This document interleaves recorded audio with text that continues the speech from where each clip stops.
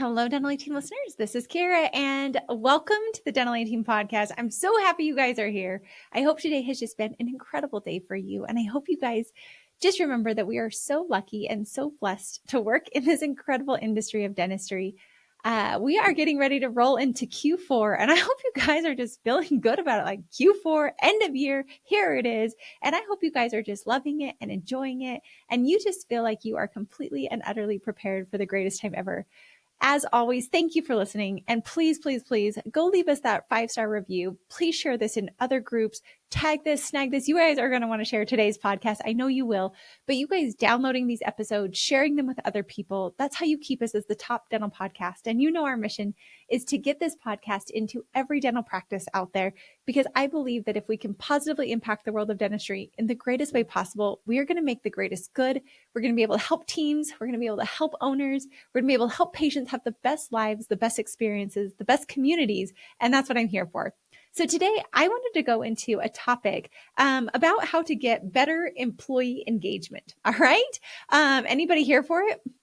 Are you here for employee engagement? Because if you are, I am here for it. I think having employees is some of the hardest and most rewarding part of owning a business. And so today I just wanted to give you guys some amazing tips of how can you guys get your employees engaged. So my husband, he actually is overseeing several physicians and people within his hospital. And we were talking about employee engagement. And I feel like there's this space of do we survey our teams? Do we not survey our teams? What do we do with this? And he mentioned that at the location that he's at, that they actually hide 4 questions within their survey to find out how employees are engaged. And so I will read them to you. Number 1 is, my work gives me a sense of personal accomplishment. Number 2 is, you guys, I'm definitely looking and I'm reading this right now. I would recommend your company as a good place to work. I intend to stay with your company for at least the next 12 months, and I am proud to work at your company. So those 4 questions, my work gives me a sense of accomplishment. I would recommend this place as a good place to work. I intend to stay here for the next 12 months, and I'm proud to work at this dental office. And as we were talking about this engagement, my husband has, with all of his team members, he has several team members, and he just came in getting 10s across the board of his employee engagement. And so I was asking him about it, and I said, what is it? And he said, these are the 4 questions that at their hospital that they're the most concerned about knowing. How are they at? And so I asked my husband, I said, okay, tell me more. I want to do some information research outside of dentistry. What are people doing in other healthcare professions? What is that? And he said, I asked him, I said, what are the things that really help for your organization? And he gave me a pretty good list of, as a manager, as a leader, what is he doing for his team to make sure that they're taken care of? And one of the things that I thought was crazy interesting is he said the first one was that they're never alone, that everybody helps each other out, that they feel like that they're a part of a team. He said that all of them actually talk about getting a lunch break and being able to have that time away from patient care, and that they are fulfilled by their patient care, and that they're what they're doing is something they're very passionate and fulfilled by. They're compensated well. They have great hours that they're working. And we're talking, this is a hospital setting. So it's stressful. It's hard. They have a lot of cases there and patients that they're responsible for. They see patients every 15 to 30 minutes. So just think about dentistry. We're not seeing them that often. At least we're hopefully, unless we're pediatric or ortho.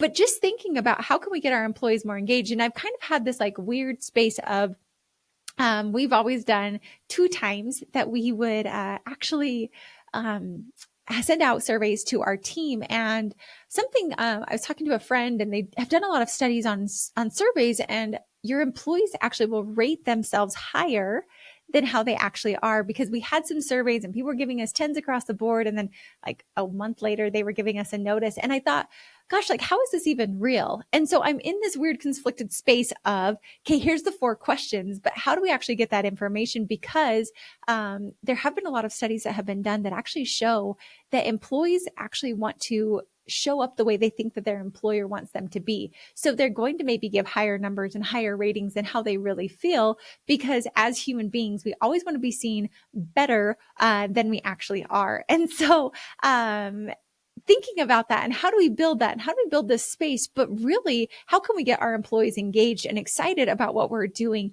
I think those 4 questions, if I were to go back and to look at offices that we consult and working with practices and looking at my practices, like I have several practices that have some of the best engagement. And I think about them that their work does give them a sense of fulfillment, that they do plan to stay with that office for the next 12 months. And I think that comes from leadership giving a great vision of where they want to go and really having it be something that these people are passionate about. I think them feeling like that they would recommend your office as a great place to work, and that they are proud to work at your location. And maybe today your team's not that way. And maybe we need to flush some people out and bring on people that really are aligned with that vision. I know it feels scary because the world has been tricky to hire and the world has been harder to find and retain team members. But I do believe that when we have those 4 things core and we have our employees bought into it, we have our leadership team in place with that, and we really are working towards that, I do believe that we have stronger engagement. I also think on working on really, really speaking the truth and encouraging your team to do so as well. At the end of the day, you should be able to put your vision out and your team should be buying in if they're the correct team and the best team. And if not, then it's okay to let people go and find a location that they really are satisfied with and you can keep driving it forward. It's always interesting when I consult practices and I see offices that have right people, right seat. And we were actually just on a meeting. I'll pull up some notes for you guys. We were just on a meeting and we're super excited to be working with this guy. And he was talking about, if you guys haven't read the book, it's called The EOS Life.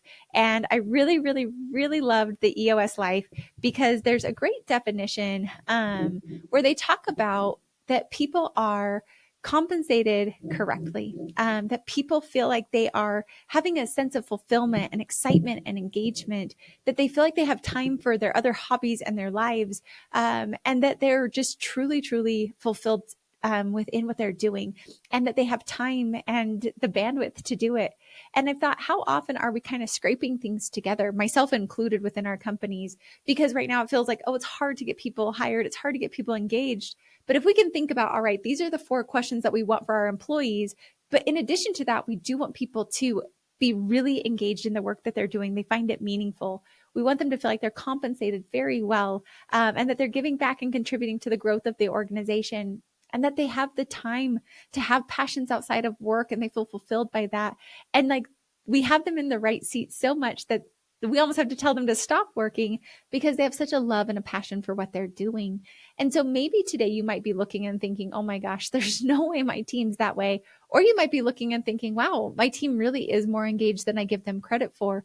But what is the small 1 or 2% shifts that you can make that would actually make your team more bought in and more engaged to it? And this is what I think I'm the most passionate about within consulting, is being able to help offices get their teams aligned to be rowing in the same direction where, like this coach told us, they said the greatest thing is getting all the human capital rowing in the same direction. That's going to create the momentum with ease. But if we're not there, we need to figure out, is our vision wrong? Is where we're headed wrong? Are our people wrong? Do we not have people engaged? Is this a place where culture's wrong, where leadership's wrong? Like, what is the piece that needs to be fixed? Because oftentimes we try to like throw out so many great things when really it's just one small change that if we were able to make that change, things would actually move forward a lot faster. So really looking at those 4 questions, really looking to see what is our culture, what is our vision, and do we have all of our human capital rowing together? And if not, it might be time, like myself, where I hired a mediator coach to come in and help us set the vision of our company, to help get our team realigned and reinvigorated on where we want to go. You guys, I am a consultant, and you would think that I would always know how to do it the best. And that I would like to dispel any falsehoods around that, because while yes, I'm an incredible leader, and yes, I have incredible, I also can run out of like, where am I going? And was this vision the right vision? And I need some clarity around it. And so knowing when it's time to pull in a coach or a guide or a consultant to help you get aligned, because they can hear things and they're not in the weeds. I realized I was in the weeds and I can't see clearly myself. You guys, I do this for a living. I coach other practices. I'm able to get their visions. But when you're in it, you're so close to it that you can't see it. And I realized to get my engagement scores higher, to get our team bought into things higher, I needed to hire somebody outside of our organization who can say the things that maybe I can't say, or who can say the same things that I say, but my team hears it differently because it's coming from someone else. And it's crazy because I believe as leaders, when we can realize that we need that help and that guidance for ourselves and also for our team, that's the greatest thing a leader can do. Our job as leaders is not to know all the answers. Our job is to find the answers. Our job is to guide them on a compelling vision. Our job is to make sure this is a place that's fair, that's incredible, that people are proud to work here. But that doesn't mean that we need to enable. That means that we need to empower with accountability and ensure that where we're going, our human capital, aka our entire team, is bought in and driving. Now, we won't have all A players, and that's okay. We might have some B players, but the reality is we want everybody passionate, driving towards that same goal with vigor and vim and bite and excitement.